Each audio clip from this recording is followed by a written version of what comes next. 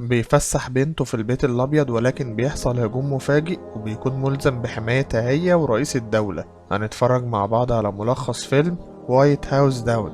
يلا بينا. يلا بينا.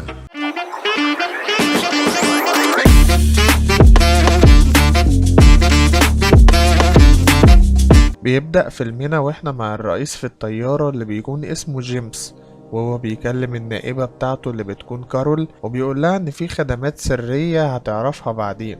وبعدها بنروح لجون اللي بيكون في دورية، وهو مكلف بحماية رئيس مجلس النواب واللي بيكون اسمه إيلي رافلسون، وبنعرف منه ان جون انقذ ابن اخوه في افغانستان، وإيلي بيردله الجميل انه يشغله معاه، وبيوصله بعدها للبيت الابيض. وبنروح لمارتن اللي بيكون مسؤول عن قسم الامن في البيت الابيض، ولكن هو هيتقاعد، وبيخلع الشارة بتاعته وبيحطها جنب صورة ابنه اللي مات، وبيقول لمراته ان هو هيرجع متأخر، وبيركب عربيته وبيتجه للبيت الابيض. واول ما جون بيدخل البيت الابيض بيسأل الموظفة اذا كان يقدر ياخد بنته في جولة ولا لا، والموظفة بتوافق. وبعدها بنلاقي راجل على ايده وشم عبارة عن ارقام، وبيتحرك بيدخل غرفة الملفات وبياخد ملف معين. وهنا جون بيتكلم مع بنته ايميلي اللي بتكون زعلانة منه، ولكنه بيفاجئها انه جاب لها دعوة لدخول البيت الابيض، وبالفعل بتروح معاه، ولكنها مش بتديله اي اهتمام. وبيبدأ الجارد يفتش عربيتهم وبيسمح لهم بالدخول، ولكن بيضطر جون ان هو يسلم السلاح بتاعه لانه يعتبر حاليا خارج الخدمة،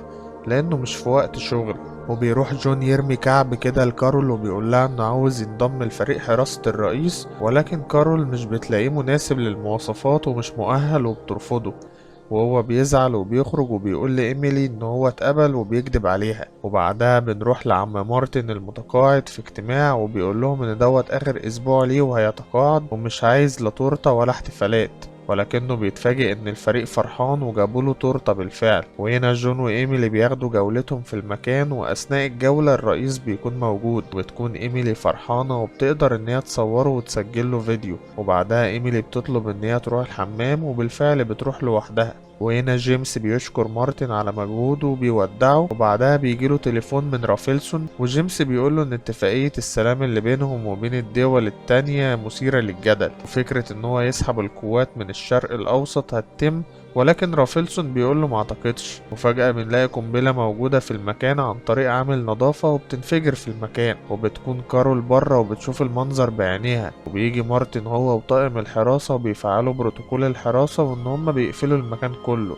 ولكن بيحصل اقتحام مفاجئ وفي عصابة مسلحة بتقتل افراد الامن. وبتكون ايميلي في الدور اللي تحت وبتشوف ناس مسلحين فبتخاف، وجون بيحاول يتصل بإيميلي، وبعدها العصابة بتكون بتقتل في كل أفراد الأمن اللي في المكان. وبيقول للأمن إنه محتاج يخرج ويقوم بشغله لأنه في الأساس شرطي ورجل حراسة، ولكن ممنوع الخروج. في اللحظة دي إيميلي بتصور فيديو للمجرمين، لكن جون بيتصل بيها، وبعدها العصابة بتدخل الغرفة اللي فيها جون وبيقتلوا كل اللي فيها، وبتكون فرصة لجون انه ياخد سلاح ويجري. وبعدها بيقرر جون انه يقتل واحد من افراد العصابة، وبياخد اللاسلكي بتاعه وبيقدر انه يعرف مكان الرئيس وبيروح له. وهنا العصابة بتستدعي جيمس عشان يخترق انظمة الدفاع بتاعة المكان ويسهل عليهم المهمة. وبعدها بنروح لجون وجيمس وبيكتشفوا ان مارتن هو العقل المدبر للعملية دي، وبيعمل كده بسبب ابنه اللي مات في مهمة عمليات خاصة قبل كده. وبيبدأ جيمي يهكر الأجهزة وبياخد المعلومات كلها عن المكان، وإيميلي بتستخبى وبتحاول ترفع الفيديو على اليوتيوب وبتنجح بالفعل. وهنا مارتن بيتفاوض مع كارول وبيقول لها إنه محتاج 400 مليون فدية عشان يحرر الرهاين اللي ماسكينهم. وبعدها بيخرج جيمس وجون من فتحة في الحيط عشان يوصلوا للجناح الخاص بالرئيس عشان ياخدوا الهاتف الآمن اللي مش بيكون فيه تعقب. وبالفعل جون بيتصل بكارول وما بتكونش مصدقة إن جيمس معاه وإن هو اللي بيحميه، فبتأمره كارول إنه يخبي الرئيس في شبكة أنفاق سرية تحت الأرض،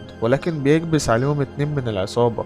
ولكن جون بيخلص من واحد والرئيس بيشخرم التاني، وجون بيشكر الرئيس لأنه لو ما كانش ضربه بالنار كان زمانهم ميتين. وهنا مارتن بيلاقي ان في فيديو على التلفزيون ومصوراه بنت اسمها ايميلي، وبيأمرهم ان هم يمسكوها، وبالفعل بيمسكوها وبيضربوها وبياخدوا منها الموبايل. وبتقدر كارول تحدد من خلال الفيديو هوية المجرمين دول. وهنا جون وجيمس نزلوا النفق، ولكن بيلاقوا الباب اللي تحت مقفول مقفول وعليه قنبلة، وبيكون جيمس متفاجئ فبيرجعوا للجراج وبيهربوا بعربية ليموزين ولكنها بتكون مصفحة ومش بيأثر فيها الرصاص. والهليكوبتر بتلاحظ عربية بتجري وبتحاول تخرج والرجالة بيركبوا عربياتهم وبيجروا وراهم، ولكن أثناء ما جون بيجري بيلاحظ إن إيميلي اتمسكت رهينة، وفي اللحظة دي بيجيبوا RPG وبيضربوا العربية والعربية بتتقلب وبتقع في البسين، وبيكونوا فاكرينهم ماتوا ولكن بعدها بتنفجر قنبلة تانية، وبيطلع جون وجيمس وبيستخبوا، وبيجي شخص اسمه هاموند بياخد مكان الرئيس عشان يتخذ قرارات ويعرف يحل الموضوع. وجيمس ساعتها بيكتشف إن هاموند وافق على تدخل فريق دلتا وهو فريق هجوم جوي،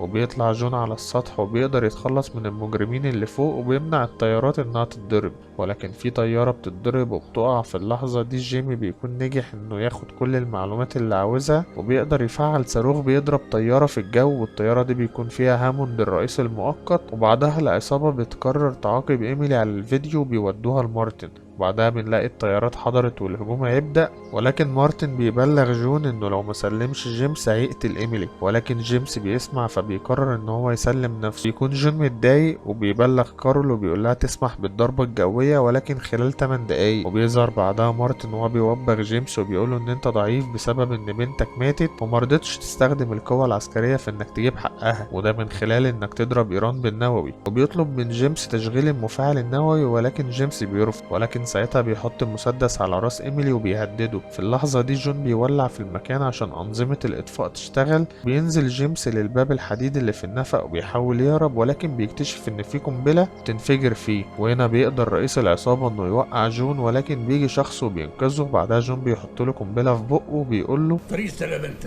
سلام. وجون بيدي للراجل ده سلاح وبيقول له تعالى معايا. وبعدها بنلاقي ان جيمس بيهجم على مارتن، ولكن مارتن بيخنقه وبيقدر يحط ايده على جهاز البصمات وبيضربه بالنار، والموافقة بتكون صدرت ان ايران تتضرب بالنووي. وهنا جون بيظهر بالمتعدد وبيقعد يضرب في المكان كله، وهنا ايميلي بتاخد العلم وبتطلع تقعد تشاور بيه عشان الطيران ياخد باله وما يضربش المكان، وبالفعل العملية بتتلغي. وفي اللحظة دي جيمس بيقول لجون ان الرصاصة ما جاتش فيه وجات في الساعة اللي مراته اديتها له، وساعتها كارول بتتصل بجون وبتقول له ان العقل المدبر مش مارتن ولكن في حد وراهم، والحد دوت هو رافيلسون، واللي جيمس بيؤمر ان الجيش يمسكه بعد ما مسكوا عليه تسجيلات انه المسؤول عن الهجوم ده. وبيخلص فيلمنا يا صديقي، ما تنساش اللايك والسبسكرايب عشان يوصلك كل جديد. سلام.